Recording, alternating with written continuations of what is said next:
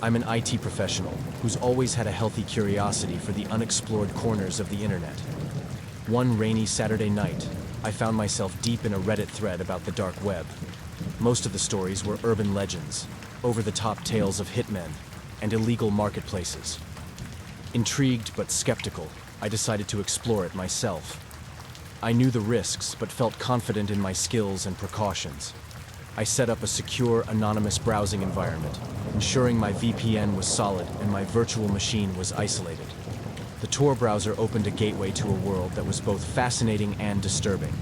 Most sites were mundane, filled with discussions and forums not much different from regular websites. But as I delved deeper, I stumbled upon a link with a simple, ominous title: The Library. The site's layout was rudimentary, with a list of seemingly random documents and media files. Each title was cryptic, hinting at secrets and stories best left untold. One file in particular caught my eye: The Observer. The file size was small, but the download was slow, likely due to the hidden nature of the server hosting it. When the download finished, I opened the file.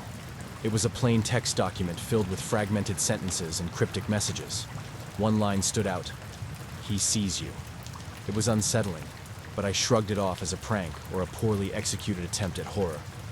I closed my laptop and went to bed, trying to shake off the uneasy feeling.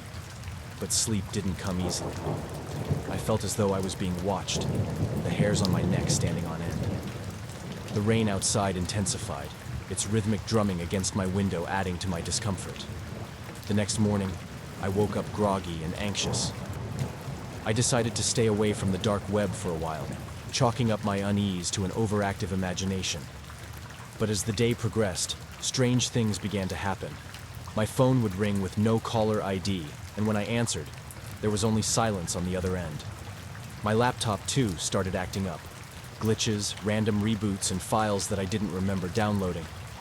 One evening, as I was watching a movie, my laptop screen flickered and then went black.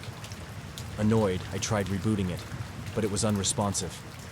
I was about to give up when the screen suddenly came to life, displaying a message in white text on a black background. "Stop looking." My heart pounded in my chest. I hadn't touched the dark web in days, so why was this happening now? I shut down the laptop and decided to take a break from technology. I went for a walk, hoping the fresh air would clear my mind. But the unease followed me.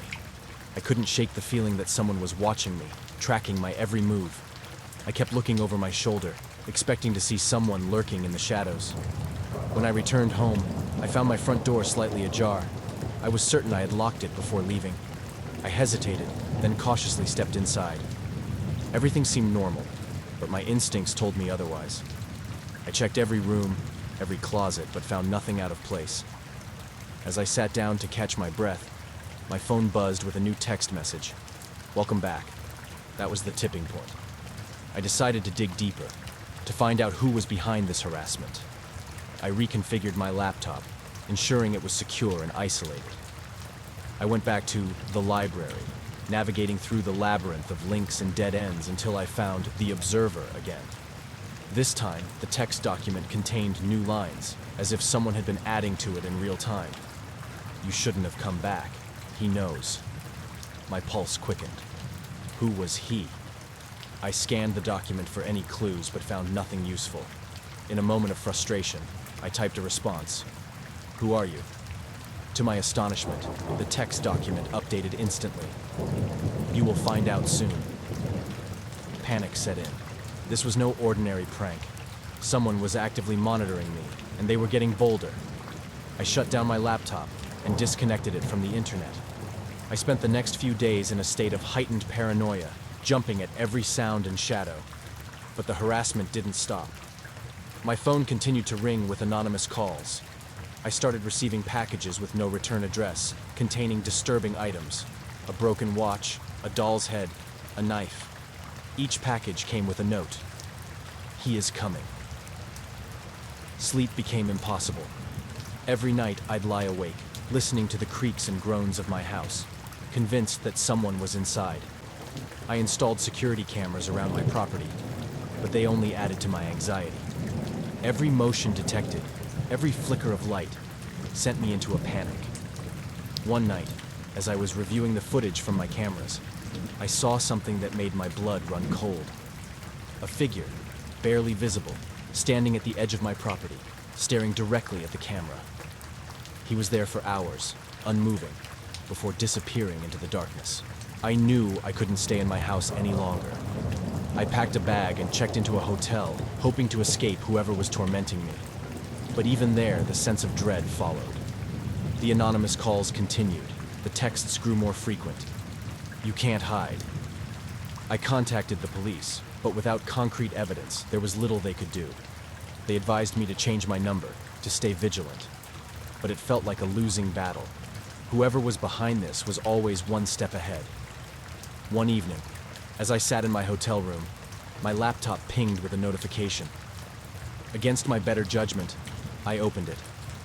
The screen was filled with images, photos of me, taken from various angles, in places I thought I was alone. The final image was of me sitting in my hotel room, at that very moment. I slammed the laptop shut, my heart racing. This wasn't just a hacker or a stalker. This was something more insidious, more personal. Desperation drove me to contact a cybersecurity expert, someone who could help me trace the source of the harassment. The expert, a grizzled veteran named Mike, listened to my story with a mix of skepticism and concern. He agreed to help and set up a series of traps and trace routes to catch whoever was behind this. For a few days, there was silence. No calls, no texts, no packages. I started to believe that maybe, just maybe, it was over.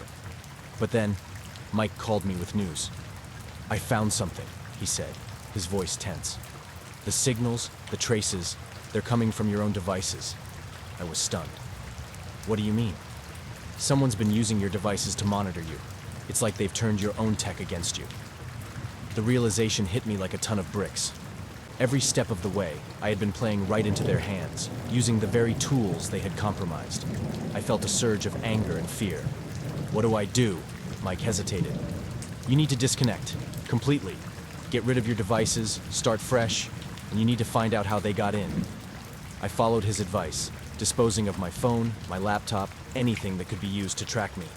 I moved to a new city, started over with new devices, new accounts, and a new identity. For a while, things were peaceful. The harassment stopped, and I began to feel a semblance of normalcy. But the paranoia never fully left. Every knock on the door, every unexpected call, sent my heart racing. I knew that whoever had targeted me was still out there, waiting for the right moment. One evening, as I was settling into my new life, my computer pinged with a notification. I froze, a sense of dread washing over me. Slowly, I opened it, finding a single message. "He will find you." The nightmare was far from over.